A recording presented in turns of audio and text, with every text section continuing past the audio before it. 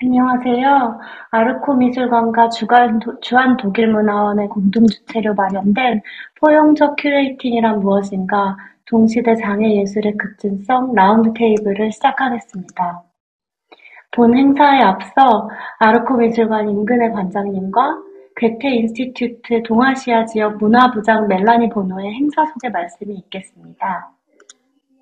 안녕하세요. 아르코미술관 임근희입니다. 저는 52세 여성이고요. 왼쪽 가르마를 탄 단발머리를 하고 있습니다. 그리고 또 목까지 올라오는 검은 티를 입고 있습니다. 오늘 행사는 아르코미술관이 올해 9월에 런칭한 온라인 프로젝트 모두를 위한 프리즘의 일부이고요. 특히 주한 독일 문화원이 포용적 큐레이팅을 주제로 해서 한 해 동안 진행해온 히든 프로젝트는 장애와 예술에 대한 이해 지평을 넓히고 또 이 분야의 연구자들과 창작자들이 연대를 형성할 수 있는 정말 소중한 기회였습니다. 이번 라운드 테이블 행사를 통해서 독일 문화원과 아르코 미술관이 그간 꾸준히 관심 가져온 포용적 큐레이팅과 장애 예술에 대한 논의를 확장할 수 있으리라고 생각합니다. 멜라니 보노에게 마이크를 넘기겠습니다. My name is Melanie Bono and I'm the head of program at the Goethe Institute in Korea. The Goethe Institute is the cultural institute of Germany. I am a woman in my mid-40s and I have medium-length black hair that I have tied into a ponytail. My bangs are sided on the right side and are reaching the middle of my face on the left side. I have dark brown eyes and I'm wearing a black dress that looks like a sweater in the screen now. We are very happy to work together with Arco Art Center on this important topic, and I want to sincerely thank Kyone Lim and Ji Young Chun for this cooperation. 큐레이팅이란 무엇인가? 동시대 장애 예술의 급진성이라는 주제로 이야기를 나누게 될 것입니다. 독일 문화원은 지속적으로 포용적 큐레이팅에 작년부터 집중해 왔습니다. 워크숍 같은 경우에는 아까 관장님께서 말씀하신 것처럼 프로젝트로 발전이 되어 있었고요. 그리고 아주 전문적인 큐레이터와 토론토, 베를린, 서울, 도쿄, 교토, 타이페이, 상해, 베징, 울란바토르 등의 전문가들을 모시고 아주 다양한 종류의 포용적 큐레이팅 프랙티스에 대해서 이야기를 나눌 수 있었습니다. 오늘 이 온라인 세션에 참가하신 여러분들께 저희가 포용성이 무엇인가에 대해서 배울 수 있는 그런 좋은 계기가 되었으면 좋겠습니다. 오늘 대화에 참여해 주셔서 감사합니다.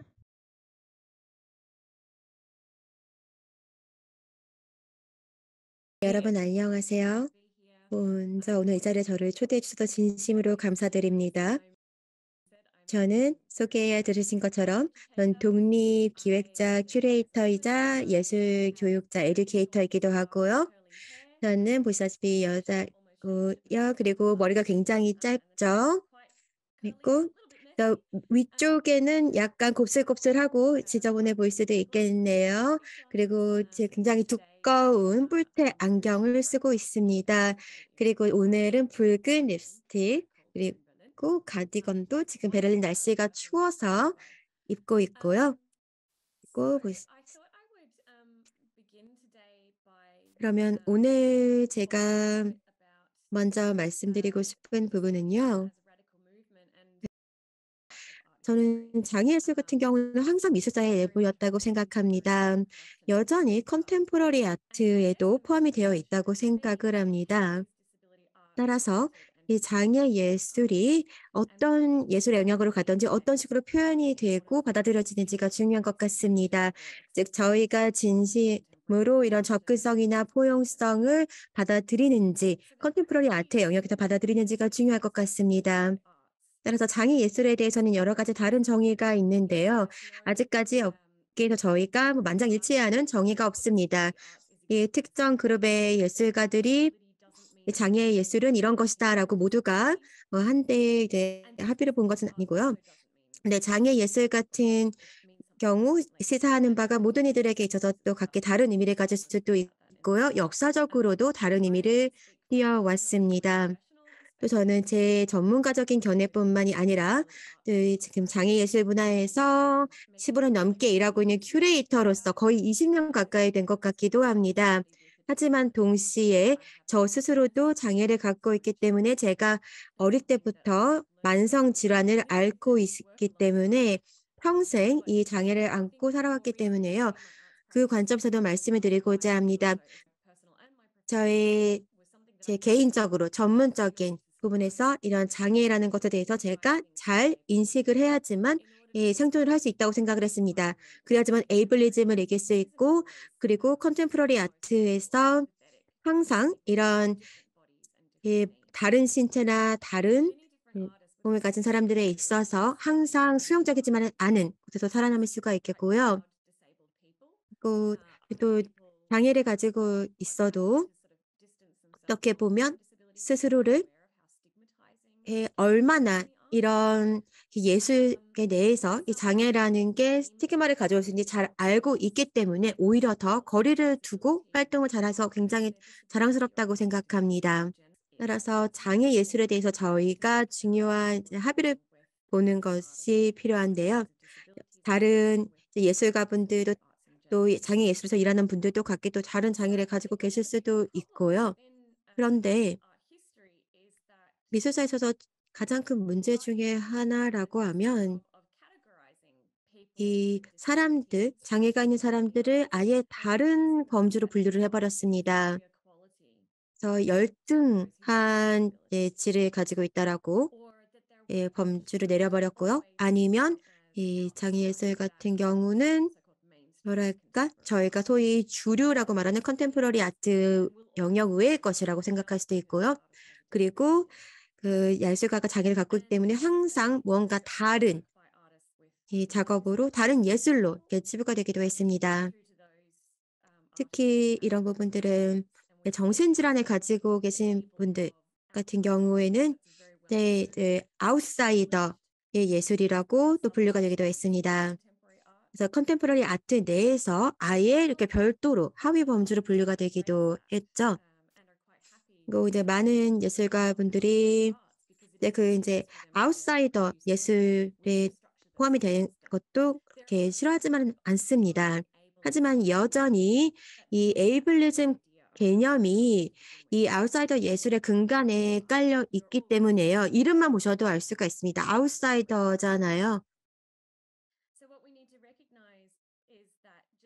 그래서 저희가 꼭 깨달아야 하는 부분은 저희가 컨템포러리 아트나 아니면 다른 문화 영역에서 일을 한다 하더라도 유색인종이라든지 아니면 저희 식민지와 관련된 내용들이 역사적으로 많은 경우에 잘못 표현된 경우가 있었습니다. 따라서 저희가 장애 관련된 사람들의 이야기도 제대로 바로잡아서 할 필요가 있습니다.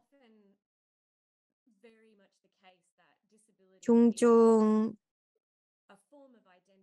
장애라는 건 이 정체성의 정치학에 있을 때 항상 좀 뒤처지는 주제이기도 한데요.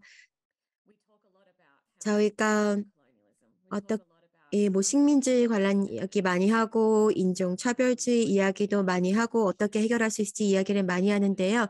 저희 미술 관련 기관이나 아니면 전체 산업 인프라 내에서도 저희 이렇게 소외된 예술가들의 목소리에 대해서 이야기를 많이 하고 있는데 장애 예술가들도 마찬가지입니다. 하지만 대부분은 이런 담화에서 멀리 벗어나 있습니다.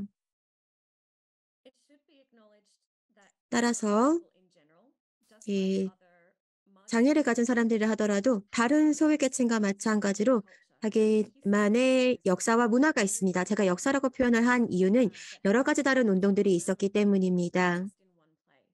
한 군데서만 있었던 게 아니고 전 세계적으로 있었기 때문인데요. 그래서 여러 가지 다른 이야기, 여러 가지 다른 그룹, 여러 가지 다른 개개인의 이 장애인의 인권을 위해서 싸워온 역사가 있습니다. 아주 좋은 예시를 하나 들어드리자면요. 청각장애인의 경우에는 자체적인 비숍도 있고 자체 언어가 또 있습니다. 즉 이들의 언어를 가지고 번영을 해왔습니다. 네, 저희 청각장애인의 언어나 문화라는 것은 항상 억압받아왔지만 그럼에도 불구하고 저희가 이런 역사를 발굴하고 세계를 대상으로 이를 보여주고자 합니다. 그리고 이를 위해서 저희 갤러리에도 전시 공간을 마련하고자 합니다. 컨템포러리 아트에서 에이블리즘이 차지하는 만큼 똑같이 저희가 자리를 차지할 수 있게 하고 있습니다. 그리고 장애예술의 급진성, 그리고 장애예술을 급진적으로 보는 인식이라던가에 관해서 말씀드리자면 컨템포러리 아트 내에서 많은 시각 변화가 일어나고 있습니다. 즉 어떤 부분을 보는지에 따라서 다를 수 있을 것 같고요. 어떤 컨템포러리 아트를 다루느냐, 세계의 어떤 곳을 바라보느냐, 왜냐하면 각기 다른 역사와 문화가 있고 또 각기 다른 국가마다 사정이 있기 때문입니다. 하지만 가장 중요한 것은 이 장애를 가진 사람들의 예술 내에서 저희가 재정의하고 입지를 재정립하는 것은 급진주의적이라고 할 수도 있겠습니다. 특히 이게 장애를 가진 사람들이 직접 하게 될 경우에 굉장히 급진적인 정치로 저희가 받아들이고 있고요.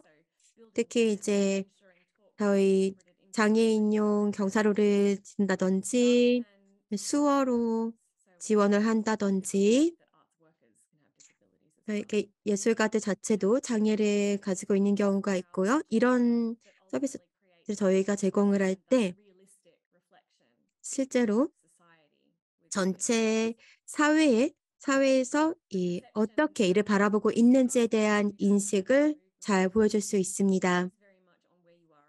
즉 장애 예술을 급진적이다라고 정의한다면 제가 말씀드리고 싶은 건 여기에서도 많은 흥미로운 작업들이 진행이 되고 있는데요. 장애 예술가분들과 그분의 동료분들께서 리드를 하고 계십니다.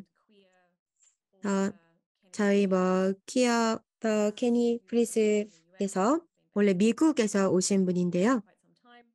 독일에서 거주하신 지 꽤 되셨고요. 그래서 저희가 독일에 있는 슈불스 박물관에서 같이 일을 했습니다.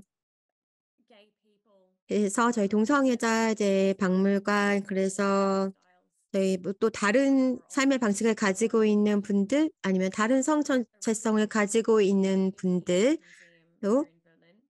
위해서 있는 박물관으로 굉장히 중요한 커뮤니티 박물관입니다.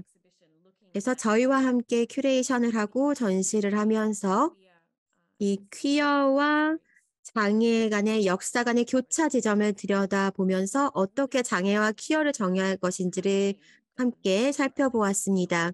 이전에는 적어도 이런 방식으로는 해본 적이 없었는데요. 유럽하고 즉 영국하고 미국의 맥락에서 그런 전시를 해본 적은 없었습니다. 그리고 이 전시는 장애 예술을 하시는 분들께서 절 포함해서 다 직접 리드를 하셨기 때문에 그만큼 더 시사하는 바가 크다고 할 수 있습니다. 그래서 사람들이 이 경험을 통해서 미래 계획에도 큰 영감을 줄 수 있을 정도로 많은 것을 얻어가실 수 있었으면 하는 바람입니다. 중요한 이유는 단지 저나 다른 장애 예술가분들이 저희의 목소리를 내기 위해서만이 아니라 저희는 인프라적인 사회 전반의 변화가 필요하기 때문입니다. 저희의 이런 포용적인 큐레이팅을 통해서 어떻게 보면 이 컨템포러리 아트 내에서 이 힘의 균형을 저희가 또 새로운 내러티브로 새로운 역사적인 국면에서 들여다보고 담화를 나눌 수 있을 것 같습니다. 네, 여러분과 이후에도 계속해서 말씀 나누기를 고대하고 있겠습니다. 다른 분들 발제도 기대하고 있겠습니다. 경청해 주셔서 감사합니다.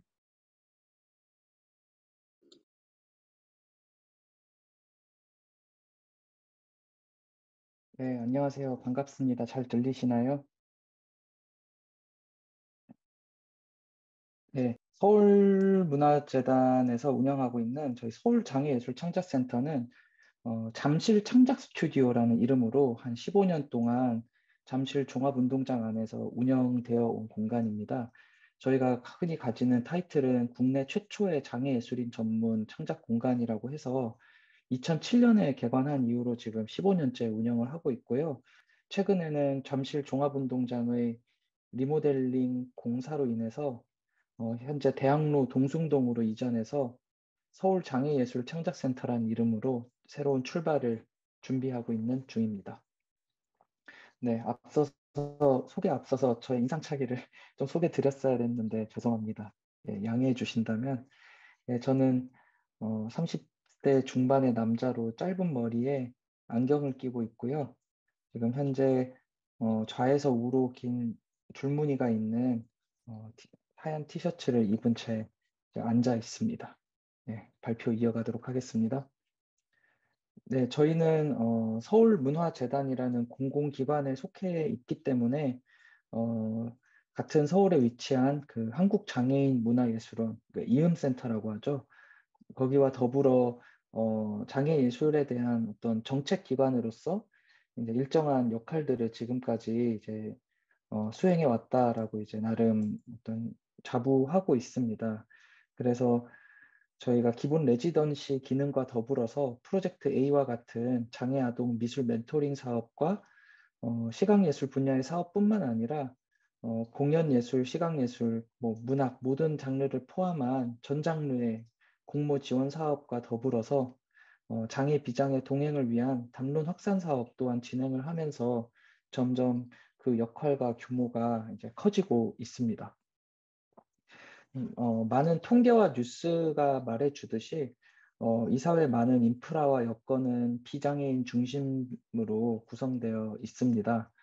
예, 문화예술 분야도 마찬가지라서 장애예술인이라는 어떤 정체성을 가진 많은 사람들이 창작하고 또 그 예술을 향유하는 데 있어서 비장애인 중심의 공연장과 전시장을 굉장히 어려워하고 있죠. 그래서 그간 저희는 물리적인 접근성에서 휠체어 접근성이라던가 각종 교육이나 행사에 있어서 수어, 문자 통역을 제공하는 것을 우선시하고 그리고 저희 센터를 이용하는 그 창작자들이 이곳에서 안전하고 충분하게 창작할 수 있는 여러 가지 여건을 갖추는 데 집중해 왔습니다. 그래서 기획 전시 이야기를 조금 더 해보도록 하겠습니다. 그 장애예술인의 대다수는 기금 지원을 받아서 전시를 많이 하시긴 해요. 하지만 규모 있는 전시장에서 기획자를 별도로 섭외하면서까지 전시를 하는 경우는 상당히 드뭅니다. 그 이유는 굉장히 많이 있겠지만 앞서 말씀드린 정규 미술 교육을 통한 네트워크가 형성되지 않아서 장애예술인 커뮤니티 안에서만 그 작품과 관련한 소통이 크다고 저는 개인적으로 생각을 합니다. 그래서 저희가 준비하는 기획 전시는 현장에서 활발히 활동하는 큐레이터와의 협업을 통해 입주 작가의 작품들을 선보이고 이 자리를 통해 제대로 된 기획과 장애예술계를 넘어선 현장과 접점을 마련하는 또 중요한 지향점이기도 합니다. 가장 저희가 중심적으로 가진 질문 중 하나는 장애예술이란 무엇인가라는 질문입니다. 어떻게 보면 굉장히 근본적인 고민 지점인데요. 장애예술은 최근 들어 큐레이팅을 비롯한 다양한 예술 분야에서 호명되는 주제지만 장애인 창작자를 위한 것인지 장애인을 관객으로 하는 것인지 아니면 장애를 하나의 주제로 다루는 예술인지 굉장히 모호한 지점들이 있다고 생각을 합니다. 개인적으로는 셋 다 맞다고 생각을 하고요. 어느 하나만 장애예술이라고 규정하는 순간 뭔가 정답을 제시하는 순간 좀 위험하다고 생각을 합니다. 그래서 장애예술 분야는 명확한 답보다는 좋은 질문이 더 필요하다고 개인적으로 생각을 하며 일을 하고 있습니다. 하지만 저희 같은 공공기관은 행정과 정책의 영역에서는 명확한 답을 요구를 하고 그것이 가능을 해야 자원의 투입과 그거에 대한 명분과 근거가 생기거든요. 특히 대한민국처럼 예술에 대한 공공 지원의 규모가 큰 나라에서는 더욱 그렇습니다. 그래서 레지던시 운영과 관련해서 이러한 질문에 직면해야 하는 상황은 장애예술인 창작자 각자에게도 있다고 생각을 합니다. 각종 다양한 동시대적인 작법이나 네트워킹을 만들고자 하지만 어떤 창작자들은 그저 작업실 하나가 필요하기도 하거든요. 그리고 발달장애 창작자 같은 경우는 의사소통과 결정에 많은 권한을 부모들이 가지고 있거든요. 그럴 때 그 부모가 동시대적인 예술의 의미에 대한 이해도나 그런 거가 차이가 있기 때문에 예술에 대한 전제 자체가 다른 경우도 많이 보거든요. 그래서 부모의 니즈인지 정말 그 창작자의 니즈인지 이런 것들이 이제 구분이 모호할 때가 많습니다.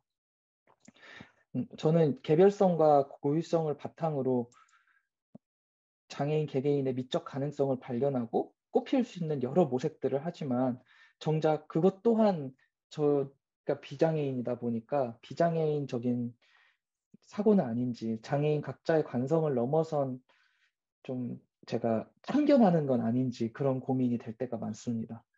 두 번째는 장애로 퉁치다 보니라는 제목입니다.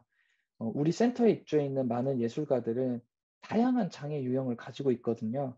장애예술 창작센터라는 명칭을 갖고 있지만 사실 장애인 각자도 장애 유형에 따라 매우 다른 정체성을 지니고 있거든요. 이런 가운데 서로 배움과 창작의 속도가 다른 여러 장애인 입주자들을 한 공간에서 한 프로그램을 운영하는 것이 어떻게 보면 이제 많은 인력과 예산이 필요한 일이기도 한 거죠.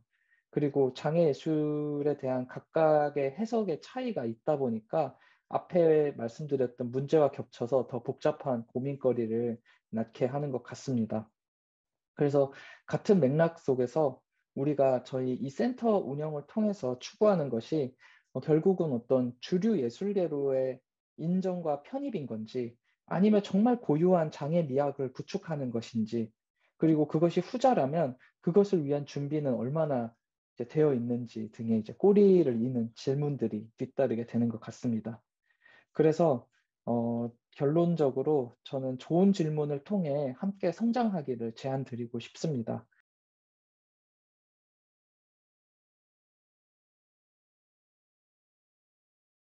네, 안녕하세요. 저 유하수 작가라고 합니다. 만나서 반갑고요. 저는 검은 짧은 머리를 가지고 있고 또 검은 눈동자에 검은 안경을 끼고 있고 회색 라운드 티셔츠를 입고 있습니다. 그리고 그냥 어떤 전형적인 40대 남성의 이미지를 가지고 있고요.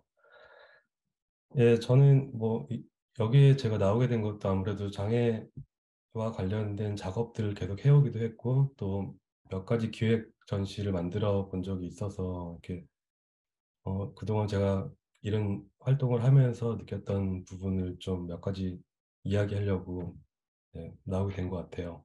제가 이제 오늘 얘기하고 싶은 거는 어떻게 보면 약간 베리어프리의 어떤 이면에 대한 이야기인데요. 최근 몇 년 동안 제가 기획한 전시뿐만 아니라, 다른 어떤 배리어 프리가 잘 갖춰졌다고 하는 그런 전시장에 갔을 때 느꼈던 부분인데, 저는 배리어 프리도 하나의 어떤 기술의 영역이라고 생각을 하거든요. 근데 제가 봤을 때 배리어 프리의 자체에 문제가 있는 거는 절대 없는 것 같은데, 오히려 비장애인이 가지고 있는 배리어 프리에 대한 어떤 기대치? 그리고 어떤 마치 자신의 어떤 장애 감수성에 대한 어떤 그것을 마치 증빙하듯이 보여주는 것들 그런 태도에서 자꾸 뭔가 새로운 문제점이나 높아짐 같은 것들이 생기기 시작했어요.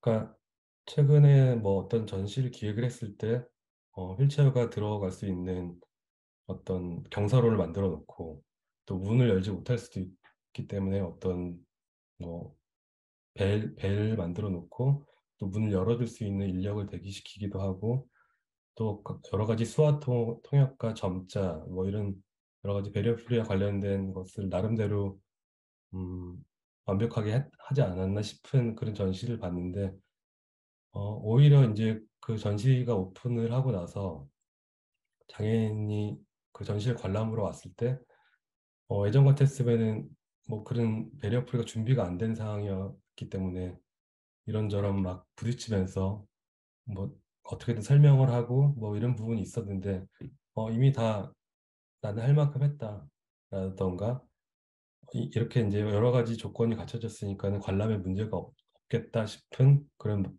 믿음으로 인해서 상대적으로 오히려 더 뭔가 거리감이 생겼다고 해야 되나? 그런 부분이 자꾸 목격되는 경우가 많았어요. 어떤 패턴화되고 어떤 그런 형식적인 배리어프리가 가지고 있는 문제점에 대해서 좀 더 고민하고 있는 좀 시기가 되지 않았나라는 생각을 하게 됩니다. 그리고 뭐 당연히 배리어프리뿐만 아니라 뭐 유니버설 디자인이나 모든 이런 장치에는 비용이 필요할 수밖에 없는데요. 뭐 금전적인 부분도 있고. 근데 하지만 조금만 생각해 보면 다 알 수 있겠지만 장애인만을 위한 어떤 장치가 필요할 수도 있고 장애인조차도 장애가 너무 아까 말씀드렸던 것처럼 너무 다양하기 때문에 특정 장애를 가진 장애인을 위한 어떤 시설이라던가 여러 가지 비용이 사용될 수도 있거든요. 뭐 최근에 장애인 문제가 됐을 때도 그때 어떤 몇몇 사람들이 하는 말들이 뭐 지하철에 관련된 이야기였지만 지하철에 엘리베이터가 다 돼 있는데 왜 이렇게까지 하고 있느냐라는 것처럼 이런 부분이 아주 저는 단적으로 잘 보여준다고 생각을 하는데요. 그러니까 엘리베이터나 육교나 지하철에 있는 엘리베이터가 정말 모두를 위한 것이잖아요. 실제로 장애인보다도 노인들이 더 많이 사용을 하고 있는 것 같고, 그래서 아니나 다를까 굉장히 일사천리로 이 사업은 진행이 됐고, 지하철의 거의 90% 이상이 엘리베이터가 지금 있는 상황이니까. 그러니까 마치 이게 이렇게까지 다 비장애인 입장에서는 다 조치를 취했다라고 생각하는 그런 큰 어떤 오류? 그리고 굉장히 좀 한쪽으로 치우친 전형적인 어떻게 보면 비장애인 중심의 사고를 어떤 부분에서는 더 강화시키지 않을까라는 그런 높아심을 가지고 있습니다. 그래서 더 큰 문제는 어떤 비장애인과 장애인의 어떤 정서적인 장벽이 제일 크다고 생각해요. 말 그대로 정말 그 배리어 프리를 위해서는 장애인과 비장애인 간의 어떤 어색함, 서로 이렇게 부딪히고 이렇게 소통할 수 있는 기회가 많아야 되는데 그런 게 너무나 부족한데 이런 물리적인 배리어풀이나 장치로 이 모든 걸 대체하려고 하는 그런 일방적인 어떤 접근 방식도 우리가 좀 많이 생각해 봐야 되지 않을까라는 생각을 합니다.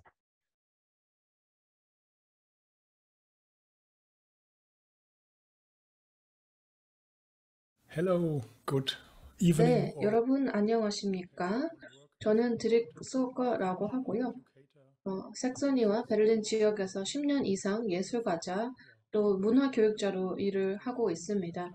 제가 관심 있는 주제는 기술, 그리고 우리가 기술을 이용해서 어떻게 우리의 일상생활과 인식을 형성하는가라고 하는 부분입니다.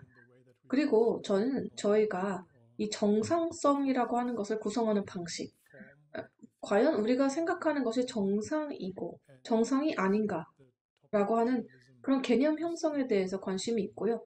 또 에이블리즘이라고 불리는 능력주의라고 하는 존재가 제가 최근에 작업하는 작품에서 많이 부각되고 있습니다. 여러분들께서 에이블리즘, 능력주의라고 하는 용어를 잘 알고 계신지 모르겠습니다. 이것은 한 사람의 능력에 따라서 그 사람들을 판단하는 것을 의미하며 이런 능력주의로 판단하는 것은 장애뿐만 아니라 사회 속에서 낙인을 찍힌 다른 사람들에 대한 차별로 이어진다라는 그런 현상을 잘 설명하는 개념이라고 할 수 있습니다. 그래서 독일에서는 이 에이블리즘, 능력주의라고 하는 용어가 있는데 지금 점점 부각되고 있는 상황인데 그렇게 또 많이 알려진 건 아니라서 한국에서는 이 에이블리즘이 잘 쓰이는지 모르겠네요. 네, 제 작품은 비디오 그리고 컴퓨터 프로그램 설치 공연들을 포함하고 있습니다. 그래서 지금 첫 번째 사진을 보시면 아주 많은 사람들이 서성이고 있습니다. 갤러리를 배경으로 하고 있죠. 그리고 이들이 침대를 둘러싸고 있죠. 이 침대에 제가 누워 있습니다. 이 분께서 지금 제 가슴에 뭔가 문신, 타투를 하고 계십니다. 이 디자인은 바로 맹인이나 시각장애가 있는 사람들이 독일에서 교통수단을 이용할 때 사용하는 표식이기도 합니다. 예를 들어 길을 걸을 때나 그럴 때 팔이나 가슴에 이런 표시를 두면 자동차 운전자들이 이것을 보면서 여기에 시각장애가 있는 사람이 있으니까 더 조심해야겠다. 맹인이 있으니까 조심해야겠다. 라고 하는 신호를 보내게 되는 것이죠. 그때 당시에 저는 예술을 공부하고 있었고요. 그리고 제가 시각장애가 있습니다. 근데 그때 당시에 대부분의 사람들은 제가 시각장애가 있는 것을 몰랐어요. 그래서 어떻게 보면은 공공에 대중적으로 내가 이 시각장애가 있는 사람, 이 표식을 활용해야 되는 사람에 속한다라는 것을 공식적으로 선언하는 자리였고 아주 중요한 메시지였고 이 그룹과 내가 같은 동일시한 사람이다 라고 하는 어떤 상징적인 순간이었습니다. 보통은 이제 문신으로 하지 않고 옷이나 어딘가에 이렇게 붙여가지고 표식을 활용하는 경우가 많지만 저한테는 영원한 그런 표식이었습니다. 제가 영구적으로 이 그룹에 속한다라는 것을 알려주는 기회였고요. 이것이 전혀 부끄럽지 않다라는 것을 주장하는 기회이기도 했습니다. 그때 당시에 제가 비주얼 아트를 공부할 때 사람들이 시각장애 있는 사람들이 시각예술, 비주얼 아트를 공부할 수 있나? 라는 의구심을 아마 가지고 있었을 거고, 이상하게 생각했을 거고, 기대를 하지 않았을 겁니다. 그래서 중요했다고 생각합니다. 그래서 올해 제가 가장 최근에 작업했던 내용은 큐어 디파트먼트, 회복의 부서라고 하는 작품인데요. 두 가지로 나뉩니다. 파트 1과 파트 2, 1부와 2부로 나뉘는데 일단 1부 같은 경우에는 소리 굽새가 있는 설치물 예술입니다. 이 소리 굽새는 현재 528Hz로 조정이 되어 있고 튜닝이 되어 있는데요. 이 포크를 받침대 위에 나무 망치 그리고 텍스트로 보여주고 있고요. 그리고 그뿐만 아니라 설치 사진 한 장도 같이 보여지고 있습니다. 배경에는 벽에 걸려있는 사진이 있고 그리고 헤드폰이 놓여져 있죠. 이것은 제 설치 작품은 아닌데 올해 4월 드레스덴에서 선보인 그 전시회 일부로서 보여지는 것입니다. 그리고 여기 보여지는 사진은 스티븐 올브레이크 작가의 작품인데요. 이 작가 같은 경우에도 장애를 지닌 예술가이고 에릭 바이어와 같이 그룹전을 하고 있습니다. 에릭 바이어도 드레스덴에 거주하는 장애를 가진 아티스트이시고요. 그리고 큐어 디파트먼트 1부를 맡았고 여기에서의 주제는 언캐니 엘라이, 미묘한 골맥이라고 하는 작품입니다. 그래서 이 소리곱새 뒤에 숨겨진 이야기를 아주 흥미로운 이야기를 소개해드리고 싶은데요. 제가 사실 서로 다른 주파수에 대해서 연구를 하고 있었어요. 다른 프로젝트를 위해서 연구를 하고 있었는데 제가 찾은 내용이 뭐냐면 어떤 사람들은 특정 주파수가 몸이나 정신을 치유하는 능력이 있다고 믿는다고 하더라고요. 그래서 이렇게 치유를 위해서 쓸 수 있는 물건들을 판매하는 상점이 굉장히 크게 조성되어 있다는 것을 알게 되었습니다. 정말 힐링에 치료에 도움이 된다라고 하는 많은 희망 그리고 약속들을 가지고 제품들이 만들어지고 판매가 되고 있다는 것을 알 수가 있었어요. 예를 들면 이 소리곱새 같은 경우에는 528Hz로 되어 있는데 이게 DNA 유전자를 치료하는 역할을 한다라고 하더라고요. 그래서 이 망치로 소리곱새를 때리게 되면 소리가 나는데 이 소리 주파수가 528Hz로 맞춰져 있고 이 주파수를 들으면 이제 여러분들의 DNA가 복구가 되고 재생이 된다라고 되어 있더라고요.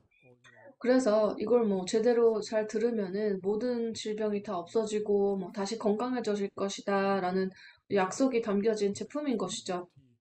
그런데 당연히 장애의 맥락에서 치유라고 하는 개념이 굉장히 흥미롭습니다. 왜냐면 치유라고 얘기를 할 때는 정말 당신이 지금은 옳지 않은 상태에 있다라는 것을 가정하고 전제해 두기 때문이죠. 뭔가 당신에게 문제가 있고 외부에서 누군가가 와서 당신이 무엇을 해야 된다. 그래서 치료를 받을 수 있다. 치유를 받을 수 있다. 뭘 해야 되는지 알려주겠다라고 하는 거거든요. 그래서 저는 이런 치유와 치료의 개념이 너무 편견을 조성하고 계층 구조를 가지고 있는 좋지 않은 부정적인 어프로치라고 생각이 듭니다. 그래서 그런 맥락에서 사람들이 소리급세라든지 아니면 다른 치유에 사용될 수 있는 제품 사기 위해서 돈을 투자하기도 할 텐데 그런 장애인이나 질병 가진 사람들의 희망 고문을 통해서 부를 창출을 한다는 것이 참 개탄스럽습니다. 그리고 항상 대체 치유라든지 아니면 대체 의학이라든지 일반적인 의학이 치료할 수 없는 몸이나 정신이나 마음들을 치료하고 있다라고 얘기를 하는데 이걸 가지고 수익을 추구하고 있습니다. 그러면 제가 아주 짧은 비디오 영상을 보여드릴게요. 이거는 큐어 디파트먼트 치유 부서 파트 2부의 비디오 클립입니다. 이것은 주파수에 대한 아이디어를 차용하고 있고요. 그리고 이 명상 연습으로 한번 결합을 시켜봤습니다. 좀 굉장히 유머러스한 그런 풍자가 담겨있는 비디오라고 보시면 될 것 같아요. 어떻게 자기 스스로를 최대화하고 뭔가 명상하고 바로 잡을 수 있을까에 대한 내용으로 꾸며봤습니다.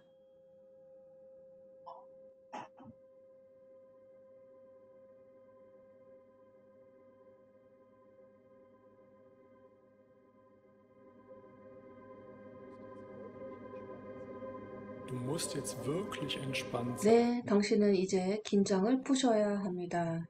무엇을 기다리고 계신가요? 기다리면 안 됩니다. 기다리시면 저희가 당신을 치료할 수 없습니다. 우리는 당신을 치유해야만 합니다. 이게 바로 당신이 이곳에 있는 이유입니다. 당신이 여기 있는 이유는 바로 치료받기 위해서입니다. 그대로 그렇게 머물러 있을 수는 없습니다.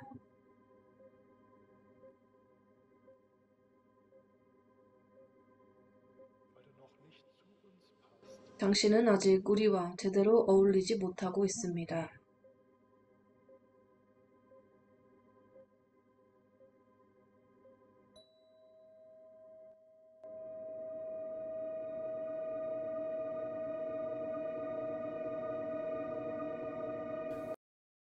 마치 이 주파수는 고대 그리스의 이론 그리고 중세 시대의 수도사들을 사용했던 그런 이론을 합쳐서 혼합을 했던 겁니다. 뭔가 노래를 했다든지 아니면 불교의 전통을 있다든지 이런 것들을 통해서 온라인 스토어에서 이 제품을 사면 이런 효과가 있다라고 말을 하고 있습니다. 저는 이렇게 주파수랑 명상 연습이랑 결합을 해서 제 목소리를 사용해서 이 연습이라고 할까요? 주문을 만들었고요. 당연히 이런 명상 수련을 저는 비웃기 위해서 이 작품을 만든 겁니다. 왜냐면 제가 봤을 때, 개인적으로 봤을 때 뭔가 휴식이 필요한 개인에게 초점을 맞추고 있고 쉬어야 된다, 수련을 해야 된다, 명상을 해야 된다라고 하고 있는데 마치 이것을 강요함으로써부터 사회가 잘못된 사회적인 책임을 없애고 대신에 개인한테 그 책임을 부화가 하기 때문입니다. 당신이 잘못하지 않고 잘못했고 당신이 틀렸고 당신이 조정을 해야 되는 것이고 사회를 바꿀 것이 아니라 자신이 바꿔야 된다.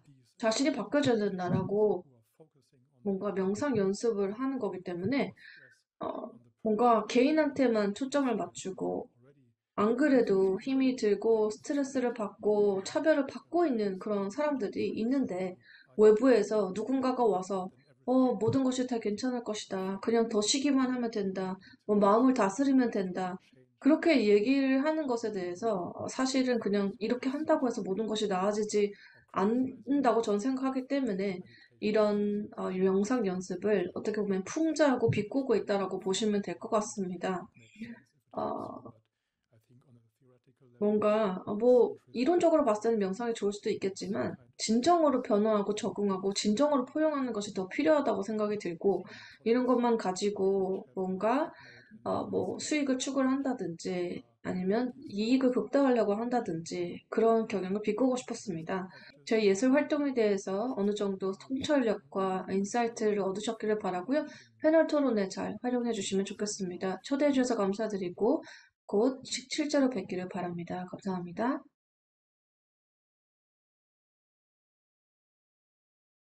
안녕하세요. 저는 방금 받은 모더레이터 정현이라고 합니다. 예, 저를 먼저 좀 묘사를 하자면 저는 50대 중반에 가까운 남성이고요. 뿔테 안경을 끼고 있습니다. 머리는 비교적 어두운 색깔의 길지 않은 스타일을 유지하고 있고 오늘 제 연구실이 무척 추워서 그 회색 모직 점퍼를 지금 이렇게 어깨에다가 걸친 상태입니다. 이렇게 그 뜻깊은 자리에 초대해 주셔서 우선 감사드립니다. 케이트, 그리고 유아수님, 이순준님, 그리고 디르크, 이 네 분의 발제자들은 모두 장애 예술을 특정한 형식이나 장르로 구분하기보다는 연결과 분리가 유연하게 가능한 어떤 세계로 수용하기를 바란다는 생각을 저는 좀 읽었는데요. 먼저 그 첫 번째 발표하신 케이트 브레메 님의 발제는 무엇보다 미술사와 그리고 동시대 미술 사이에서 장애 미술이 어떻게 소비되고 소구되는지를 보여주셔서 그것이 매우 인상적이었습니다. 특히 현대 미술 안에서는 제가 활동하고 있는 이런 그 발달장애 예술, 즉 아르브리트 혹은 아웃사이드 아트라고 하는 개념으로 그것이 사실은 당시에는 상당히 중요한 이슈였고 또한 그 장애 예술이 메인스트림에서 중요하게 부각되는 어떤 그런 그 기회를 마련한 것은 맞습니다만 이 그 장애 예술이라고 하는 것이 지나치게 특수하다, 소수적이다, 특별하다라는 어떤 인식을 고정시키는 함정이 된 것 같다는 생각도 많이 하게 되었습니다. 제가 활동하는 단체에서의 그 작가들 역시 비장애와 장애의 경계를 넘나들면서 함께 협동하는 그런 예술 창작 방식을 활용하고 있는데요. 제가 먼저 그 케이트 브레메에게 좀 질문을 던지고 싶었던 게 하나 있습니다. 그것은 이제 그 레디컬리즘에 대한 부분인데요. 포용적 큐레토리얼이 레디컬하게 펼쳐진다고 하는 것이 좀 더 구체적인 설명을 좀 듣고 싶어서요. 왜냐하면 레디컬은 강성의 주장인데 이른바 포용적 그 큐레토리알이라고 하는 것이 장애와 비장애의 경계가 완전히 무너진 상태를 말하는 건지 아니면 그들이 그런 어떤 경계나 차이를 구별할 수 없을 정도의 세계를 꿈꾼다는 것인지 아니면 장애 인식을 개선한다는 어떤 그 요구를 격정적으로 한다는 의미인지 좀 궁금합니다. 네, 질문 감사합니다. 네, 사실 답변하기 어려운 질문을 주셨는데요.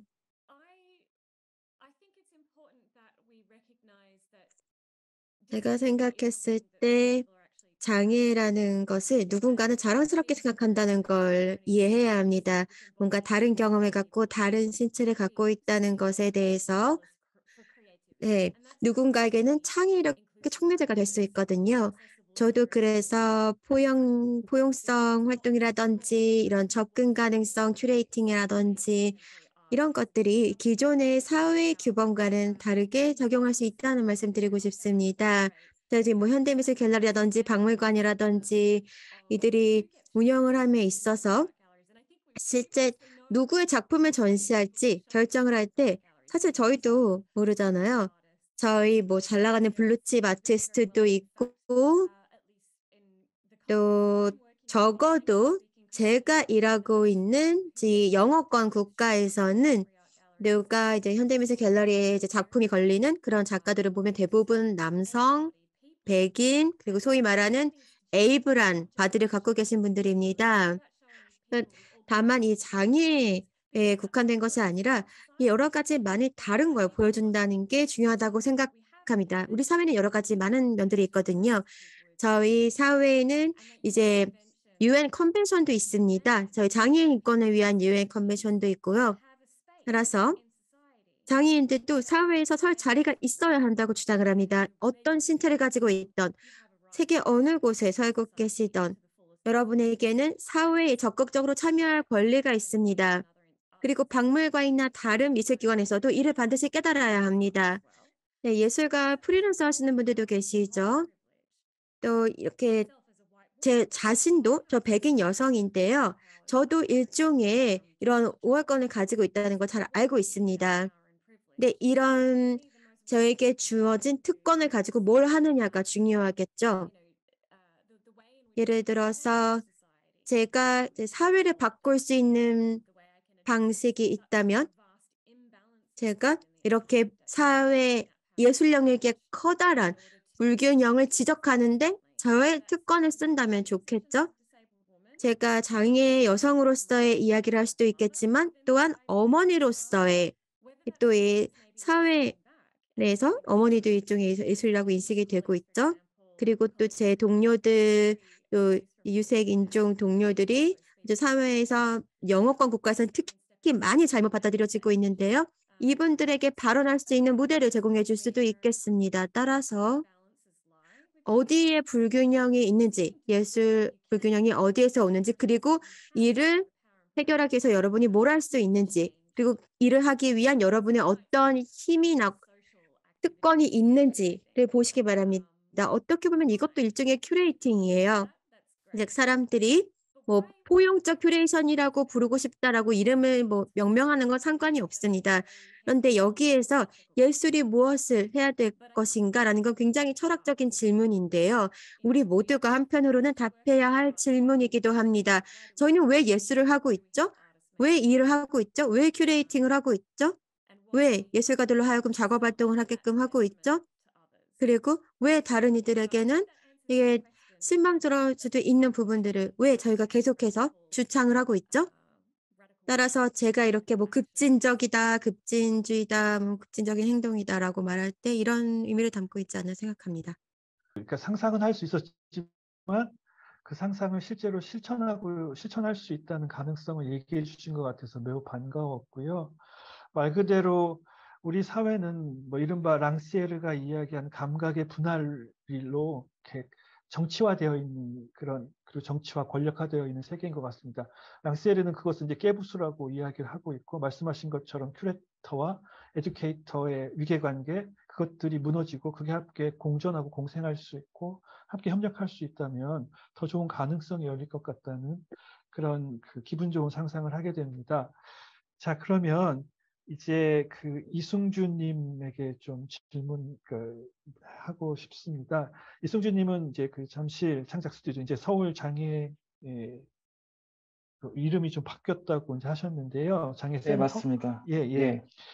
그런데 사실은 이제 얘기를 들으면서 제가 겪고 있는 제가 이짜이짜 사회협동조합에서 겪었던 그런 문제와 갈등, 한계를 그대로 얘기를 해주신 것 같아요. 특히 그 중에서도 이른바 그 창작 스튜디오라고 하는 곳은 기본적으로 창작 활동을 중심으로 이루어지게 편제가 되어 있는 곳인데요. 사실은 뭐 장애의도 매우 다양한 형태로 장애가 이제 유형화되어 있기 때문에 이게 꼭 누구에게는 좋고 누구에게는 좋지 않다라고 구분짓긴 어렵습니다만, 오늘 제가 독일에서 발제를 하신 두 분, 디르크와 케이트의 발제에서는 역사라는 것이 매우 중요하게 다뤄지고, 역사적인 레퍼런스에서 장애인의 정체성, 그들이 어떻게 묘사되고 재현되었는지, 그리고 그 재현이 계속 왜 재생산되었는지를 질문하는 본인 당사자의 정체성에 대한 문제를 적극적으로 다루는 좀 개념적인 작업들을 좀 볼 수 있었는데요. 한국의 정말 가장 오래된 장애인 레지던스, 창작 스튜디오에서의 창작 환경은 과연 어느 쪽에 주로 오리엔티드 되어 있는지, 이렇게 다양한 그런 관계라든가 뭐 개념적인 작업이라든가 좀 더 그러니까 표현의 어떤 영역이 얼마나 확장되어 있는지가 좀 궁금한데요. 거기에 대해서 좀 얘기해 주시면 어떨까요? 일단 장애 예술에 있어서 사실 요즘 굉장히 많이 화두가 되고 있는 것 중에 하나가 그 장애인 당사자가 자신의 어떤 경험들, 자신의 몸에 대한 이야기들을 또 어떻게 풀어갈 것인가, 그리고 지금 뭐 유아수 작가님도 말씀하셨지만 최근 몇 년간 진행된 그 장애 예술의 어떤 흐름이라는 것이 또 어떻게 보면 우리나라 이제 예술 환경상 또 비장애인이 어쨌든 기획을 하고 연출을 하고 한 어떤 판을 깐 거 위에 장애 예술인들이 어떤 면으로는 좀 이렇게 그 안에서도 또 대상화되면서 또 이렇게 그 연출된 느낌이 전 없지 않다고 생각을 하거든요. 그래서 정말 어떤 주체로서 그 장애 예술인들이 어떻게 이 현장에서 호명될 수 있는가가 이제 저도 계속 그 숙제로 가지고 있는 부분인 것 같고, 그 사실 저도 많은 작가들을 이제 저희 스튜디오를 통해서 만나고 있지만 그 좀 반반인 것 같아요. 그 본인의 어떤 정체성을 굉장한 어떤 창작의 원동력으로 삼아서 혹은 모티브로 삼아서 작업하는 분들이 있는가 하면 사실 그런 정체성보다는 그냥 아까 뭐 발제에서도 말씀드렸지만 그 본인이 천착하고 있는 어떤 주제들이 크게 장애 정체성과 관계없이 이제 있는 뭐 그런 경우도 이제 있다 보니까 좀 반반인 것 같습니다. 네. 작가는 결국엔 자기가 원하는 것을 작업하는 것이 맞을 것이고, 그것이 어떤 국가나 문화권이 다른 곳에서의 어떤 그게 더 선진적이라거나 더 나은 거라고 감히 이야기할 수 없는 것 같기는 합니다. 다만 창작 스튜디오라는 곳이 단지 작업만 그냥 하는 곳이 아니라 관계를 형성하고 다양한 경험들이 를 마주칠 수 있는 좋은 플랫폼이기 때문에 이제 그런 것들이 어떻게 활용되는지에 대한 궁금증이었다고 알아주시면 좋을 것 같고요. 그 관람객 중에서 그 질문을 좀 던진 게 있습니다. 그 이시영님이 이 질문을 이승주님이 이 대답을 하실 수 있을지는 잘 모르겠습니다만 질문 중에 하나는요. 잠실 창작 스튜디오에서 서울 장애예술 창작센터로 이름이 바뀌었는데 이전에는 장애란 단어가 없었는데 지금은 장애가라는 그 이름을 붙인 게 궁금하다고 질문이 왔습니다. 예. 네.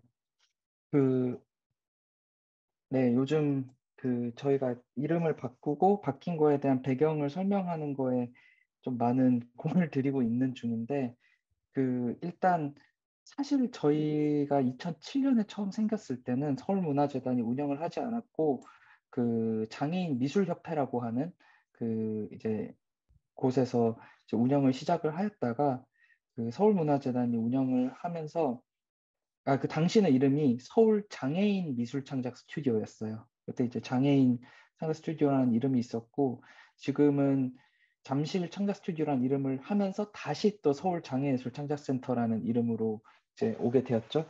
그 배경은 이제 크게 그 세 가지 키워드로 저희가 좀 설명을 드릴 수 있을 것 같은데요. 이제 잠실에서 서울로 변화가 있죠. 요거는 저희가 아까 이사하게 된 어떤 물리적 환경의 변화와 더불어서 이제 잠실이 아니라 이제 대학로라는 곳으로 오게 되었기 때문에 그래서 이제 뭐 대학로 창작 스튜디오냐 뭐 혹은 동숭동 저희가 있는 창작 스튜디오냐 이런 명칭도 고민을 했습니다만 그때와 15년 전과 지금의 정책적 환경이 좀 많이 달라졌다고 판단을 했습니다. 그때 이후로 기초지자체를 기반으로 한 구문화재단이 이제 또 많이 생겼고 지금 그리고 창작 스튜디오에서 이제 장애예술 창작센터로 하면서 이제 장애라는 이름을 이제 일부러 꺼냈습니다. 그거는 예전에 이제 처음에 또 장애인 창작 스튜디오였다가 이름이 숨었다가 다시 지금 드러났잖아요.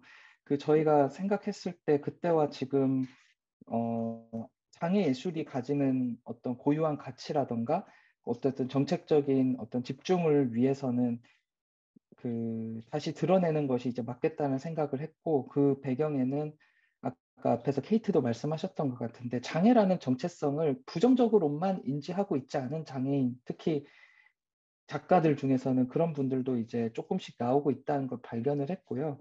이제 그래서 저희가 감히 이제 장애 예술이라는 이름을 이제 센터명으로 냈고, 그리고 스튜디오에서 센터로 된 것도 비슷한 맥락입니다. 또 장애 비장애 공존과 관련한 어떤 담론 확산 사업도 저희가 하고 있거든요.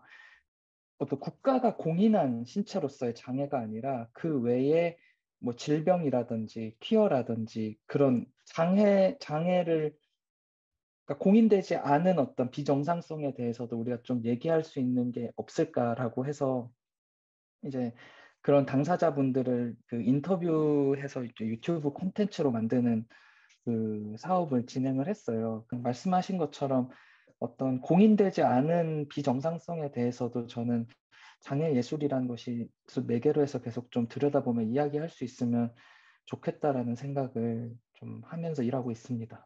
네.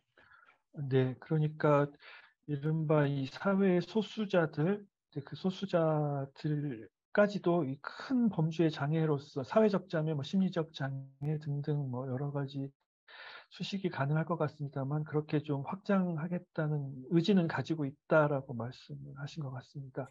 네, 사실 맞습니다. 독일이나 뭐 유럽이나 아무래도 서구 국가에서는 이른바 퀴어들, 그러니까 성소수자들의 어떤 당사자성이라든가 그들의 권리가 한국 사회보다는 훨씬 개방되어 있고 법적인 지위까지 이제 가지고 있는데 사실은 한국은 법적인 지위도 안 되니까요. 이게 이제 장애 예술 혹은 장애인의 현황과 또 연결되는 지점인 것 같습니다. 제도와 정책이 그들의 권리를 인정해 주는 것이 사실은 가장 이런 법치 국가에서 첫 번째 그 존중을 받을 수 있는 그리고 그 차이를 그러니까 그 법제에 의해서 극복할 수 있는 기반이 된다고 여겨지는 부분이기도 합니다. 자, 그리고 사실은 저도 이 일을 하면서 이 장애 등급을 받을까 말까 갈등하는 부모님들도 많이 만나는 게 되고요. 또 장애 당사자가 장애인 등급을 받았음에도 장애인이라는 것을 입 밖으로 꺼내는 걸 되게 어려워하는 분들도 적지 않았던 것 같습니다. 그러니까 이게 제도적으로 장애를 인정받는 것과 정서적으로 더 장애를 인정해 주는 것, 이게 사실은 어느 정도 균형이 잡혀져야지 이른바 이런 그 차별의 문제, 그리고 스스로 본인의 어떤 정체성을 인정하지 못하는 문제들이 조금은 나아질 것 같고, 그거는 개인의 문제만이 아니라 사실은 이 사회와 함께 그것에 대한 어떤 인정과 의지를 가지고 있어야 된다는 생각도 좀 하게 되네요. 자, 이제 유아수님한테 질문을 좀 던지고 싶은데요. 유아수님은 일종의 번역에 대한 이야기를 해주신 거로 이해를 했습니다. 그러니까 베리어 프리라고 하는 것이 그만큼의 그런 어떤 퍼실리에이터, 그러니까 일종의 매개 방식들을 제공하지만 그것이 과연 제대로 된 정말로 이해될 수 있는 번역이 되는가라는 질문. 그래서 저는 미리 유하수님의 텍스트를 읽어보고 우리가 이제 그 언어학에서 주로 많이 이야기하는 언어와 말, 그러니까 랑그와 파롤의 관계를 좀 생각을 해봤습니다. 주어진 언어는 문법도 맞아야 되고 그리고 관습적인 것들이 대단히 많죠. 하지만 이 파롤이라고 하는 이른바 정말로 그 살아있는 말, 그리고 우리끼리 이해하는 말, 그것이 문법을 틀릴 수도 있고 올바른 단어가 아닐지라도 오히려 더 소통이 잘 된다는 측면에서 유아수님의 작업은 그런 면에서 매우 흥미롭게 제가 지켜보게 됐는데요. 저는 뭐 베리어 프리나 이런 이야기 이전에 유아수님이 어떻게 이 장애 예술에 관심을 가지고 어떤 경로로 여기서 지금 활동을 하게 되신 건지가 좀 궁금하고요. 그런 어떤 계기가 특별히 있었는지 혹은 이런 활동이 본인의 삶에는 어떤 변화가 있었는지가 좀 궁금합니다. 네, 제가 장애와 관련된 뭐 기획이랑 작품을 했을 때 제일 많이 들었던 질문이 뭐 언제부터 이 작업을 했느냐 아니면 뭐 혹시 장애가 있느냐 아, 이런 얘기를 항상 되게 많이 들었어요. 그 말은 또 좀 다른 얘기긴 한데 약간 색안경을 끼는 분들도 있었고 이 장애와 관련된 것들이 아무래도 어떤 특정 재단의 기금을 받아서 운영되는 경우도 있기 때문에 뭐 그런 식의 어떤 기회를 좀 이용한 거 아닌가 뭐 이런 얘기도 많이 듣고 했습니다, 사실은. 근데 저는 원래 이제 일과 어떤 노동에 대한 작업을 늘 해왔었고요. 예전부터 그거에 대한 범위를 넓히거나 좁히기도 할 수도 있고, 아까 어떤 그 두글 작가랑 비슷하게 어떤 쓸모에 대한 이야기라던가 뭐 정상, 비정상 그런 부분에 대한 작업들을 계속 하다 보니 그런 뭐 노동자에 대한 이야기도 하게 할 수도 있고 너무 자연스럽게 어떤 작동과 오작동에 대한 그런 내용으로 가다가 장애인이라기보다 장애에 대한 주제에 관심이 많이 있었습니다. 그래서 너무 자연스럽게 저는 장애에 대한 관심을 가지고 작업을 계속 진행 중에 있고요. 근데 저는 이제 어, 장애에 대한 작업을 하고 장애에 대한 이야기를 하면 할수록 장애는 너무나 어렵다는 생각을 해요. 너무 복잡하고 어, 그렇게 간단하게 생각하는 것 자체가 더 말이 안 되는 거일 수도 있고요. 근데 일단 기본적으로 장애 문제는 이제 결국은 사회적인 문제로 봐야 되는데 그게 뭐냐면 비장애인과 장애인과의 관계가 결국은 사회적인 문제거든요. 그러니까 장애인 내부에서 어떠한 전시를 하든 기획을 하든 세미나를 하든 그것도 굉장히 중요하다고 보지만 결국 비장애인과의 어떤 관계가 해결되지 않으면은 장애 문제는 해결될 수 없다고 생각을 해요. 그래서 아까 질문처럼 또 전시장에 장애인이 너무 없다라는 얘기도 있고 사실입니다, 진짜.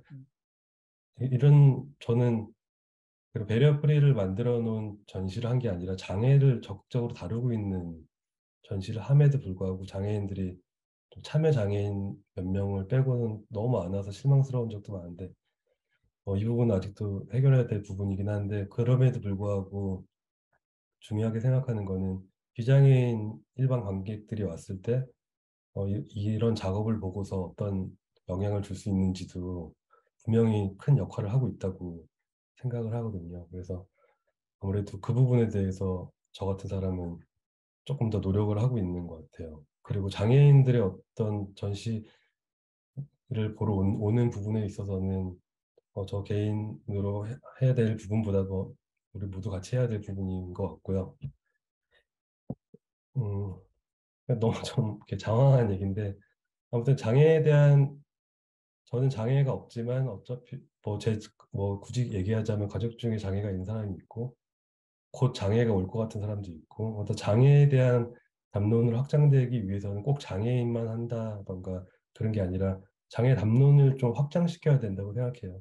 장애를 넓게 보면은 너무나 많으니까 그런 식으로 접근하면은 뭐 장애 예술 이렇게 하지 않아도 자연스럽게 우리가 장애를 다룰 수 있는 작업을 할 수 있는 작가들이 많이 생기게 되고 더 이렇게 확장되고 좀 더 이렇게 장애 예술이 더 풍요로워질 수 있지 않을까라는 기대를 가지고 네, 저도 그런 작업을 하고 있습니다.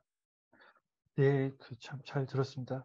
사실은 저도 이제 같은 분야에서 활동을 하면서 매일 느끼는 일이기도 합니다. 왜 장애인들이 전시장에 없을까?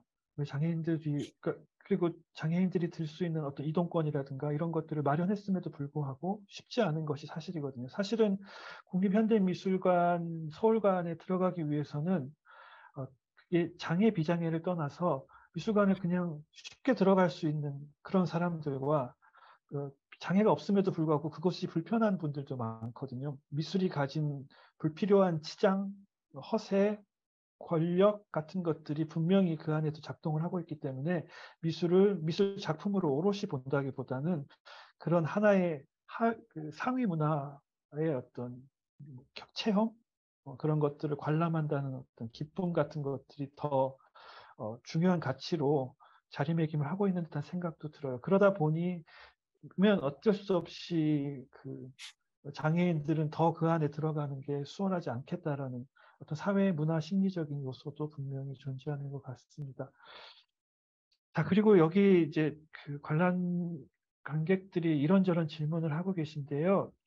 지금 한국에서는 이제 전장연이 이동권 투쟁을 하고 있고 많이들 뭐 뉴스를 통해서 알고 있는 부분이죠. 그리고 청와대 장애인 미술전이 열리고 장애인 작가의 작품들이 이제 팔리고 있는 이런 정부가 작품을 구입하고 있는 상황에서 베리어 프리나 큐레이팅이 가지는 의미가 무엇일까요? 라고 하셨는데요. 저는 개인적으로 전장연의 이동권 투쟁과 베리어 프리가 다른 거라고 생각하진 않습니다. 다만 저희들이 전시에서 보여주는 베리어 프리라고 하는 것은 말 그대로 그러니까 전시라는 것을 가장 가깝게 그리고 가장 정밀하게 볼 수 있는 근접성을 열어주는 노력이라고 생각하고, 그것이 또한 서로가 서로를 소통할 수 있는 어떤 그런 마주침의 계기, 면적을 넓힌다고 할까요? 그런 노력이라고 생각합니다. 자, 일단 그 네 분과 얘기를 다 나눴는데요. 케이트는 더 하고 싶은 얘기가 없으실까요? 저희가 꼭 알아야 하는 것은 지금 다른 패널분들께서도 이 부분을 언급을 해주셨었는데요.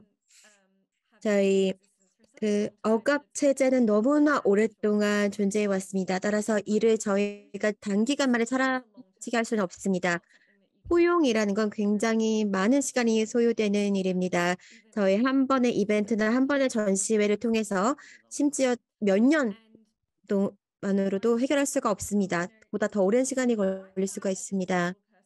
그래서 저는 장애인으로서 왜 내 몸이 불편한 공간을, 편하게 느껴지지 않는 공간을 내가 왜 가고 싶을까라고 스스로에게 물었을 때, 이 미술관에 가게 되는 경우에 많은 사람들이 저와는 또 많은 다른 경험을 하게 됩니다. 저희 이제 장애 예술을 보게 되면 저희 길거리라는 분들, 죄를 지은 사람들, 이런 사람들의 작품이 있습니다. 무언가를 극복해야만 하는 사람들이죠. 그러니까 이 빈곤한 사람들을 위해서 저희가 이런 자선단체를 모집하기 위한 이런 전시회를 하게 되고요. 그럼 사람들이, 그 장애를 가진 사람들이 도대체 수백 년간 어떤 식으로 인식이 되어 왔는지 여기서 궁금증이 생깁니다. 저는 이런 장애에 대한 인식을 완전히 뒤바꿔 놓는 곳에 가고 싶습니다. 그리고 완전히 다른 내러티브를 들려주는 곳에 가고 싶습니다. 저희를 강하고 힘있고 창의력이 있고 훌륭한 예술작품을 만드는 창작가로서 보여주는 그런 전시회에 가고 싶습니다. 심지어 한국에서도 마찬가지고요. 너무 인상적인 답변이었고요. 사실은 저희가 언러닝이라는 이른바 탈학습에 대한 개념들이 많이 이 장애 관련해서 그 미술관의 어떤 의제로 들어오기도 하고 그런 어떤 노력들이 수반되기도 합니다. 여기서 탈학습은 장애인, 비장애인 모두가 해야 되는 일인 것 같습니다. 장애인 스스로의 긍지를 가지는 것도 중요하시고 사회가 만든 장애의 굴레를 스스로 벗으려는 노력도 필요한 것 같고, 저희가 또한 비장애인으로서 누렸던 어떤 것들, 그리고 비장애인이기 때문에 오히려 몰랐던 것들, 몰랐던 세계에 대한 인식의 확장도 이 런너닝을 통해서 구하고 싶은 어떤 세계이기도 합니다. 다만 말씀하신 것처럼 그게 몇 번의 워크숍으로 이루어질 수 없다는 것, 상당히 오랜 시간이 걸릴 것이고, 그리고 그것을 때문에 지칠 수도 있다는 것도 먼저 명심해야 될 것 같습니다. 일단 저는 예술을 이제 어떤 걸로 정의했느냐 했을 때 사실 굉장히 현대 예술이라고 하면 이제 예술이 이제 무엇을 어떤 것을 들여보아야 하는가가 이제 굉장히 이제 중요한 이슈라고 생각을 하고요. 장애 예술이 사실은 제가 좀 너무 좀 막 자기 검열하면서 말하게 되는데, 장애 예술을 매개로 불편한 것들을 저는 좀 얘기를 할 수 있다고 생각을 하고, 그래서 사실 제가 작년에 그런 어떤 소수자 관련한 이야기들을 사실 공공기관인 곳에서 할 수 있었던 이유도 사실 장애 예술을 매개로 이런 것들을 풀어갔기 때문에 가능했었다라고 생각을 하거든요. 그 전작년 이동권 투쟁과 이제 청와대 장애인 미술전 동시에 열리고 있는 게 사실 굉장히 아이러니한 상황인데, 사실 후자에서 열리고 있는 미술전 같은 경우는 뭐랄까, 장애인이 그린 어떤 예쁜 그림들, 그거를 사주는 착한 콜렉터들이라는 어떤 좀 진한 어떤 예술관을 바탕으로 한 사람들이 어떤 정책을 결정하고 예산을 집행하기 때문에 발생하는 것이라 생각하고, 그런 사람들이 사실은 전작년 인도권 투쟁과 같은 예민한 상황들은 애써 외면하면서 앞에 했는 그 행위들을 통해서 일종의 탈색하는 시도라고 저는 개인적으로 생각하거든요. 개인의 입장입니다. 그래가지고 저는 앞서 말씀드린 것처럼 장애 예술이라는 거를 통해서 그런 어떤 가려졌던 것들, 그리고 이 사회에서 보이지 않고 외면되어 있는 것들에 대해서 저는 조금 더 이야기를 해야 된다라고 생각을 하고, 사실 모든 장애 예술인들에게 그런 운동성을 저는 요구할 수는 없다고 생각을 해요. 하지만 제가 이제 좋아하는 말 중에 이제 베리어 컨시어스라는 말이 있거든요. 그러니까 베리어 프리가 아니라 컨시어스. 이게 뭐냐면 이제 베리어 프리야 당연히 우리가 지향해져야 되는 어떤 상태지만 그 전에 많은 사람들이 우리에게 심리적인 그리고 물리적인 베리어가 있다라는 걸 일단 인지를 하고 인식을 하는 것이 중요하고 장애 예술을 통해서 그것들이 좀 던져지면 좋겠다라는 이제 개인적인 바람들을 좀 하고 있고요. 사실 공공의 영역에서 또 행정하는 곳에서 사실 그것들을 다 어떤 실천하는 것이 사실은 쉽지는 않아요. 하지만 저는 저희 센터를 통해서 아까 플랫폼이라는 말씀 너무 감사한데 그걸 통해서 오고 간 이제 많은 어떤 예술가들이 이것을 통해서 그런 것을 들여다보고 하는 어떤 계기들이 좀 마련되면 좋겠다라고 생각을 하고요. 질문하신 분들에게 있어서 충분한 답변이 된지는 모르지만 어쨌든 저는 장애 예술이 그런 매개가 될 수 있고 매개가 되는 사람들이 또 이걸 기반으로 많이 모이면 좋겠다라고 그냥 개인적으로 생각하며 일하고 있습니다.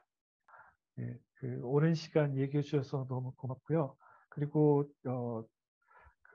저도 이 분야 일을 하고 있습니다만 확실히 현장에서 매일매일 그런 일을 겪고 계시는 분들의 이야기를 들으면 좀 더 제가 하는 일이 무엇인지 알게 되는 계기도 되었고, 그리고 더 섬세하고 정교하게 그런 생각들을 좀 조립하고 만들어가야 될 것 같다는 생각도 들었습니다. 자, 그러면 여기서 인사를 드리고 마무리를 하겠습니다. 네, 긴 시간 발제하시고 답변하시느라 고생 많으셨습니다. 여기서 그러면 오늘의 라운드 테이블 마무리 짓겠습니다. 감사합니다.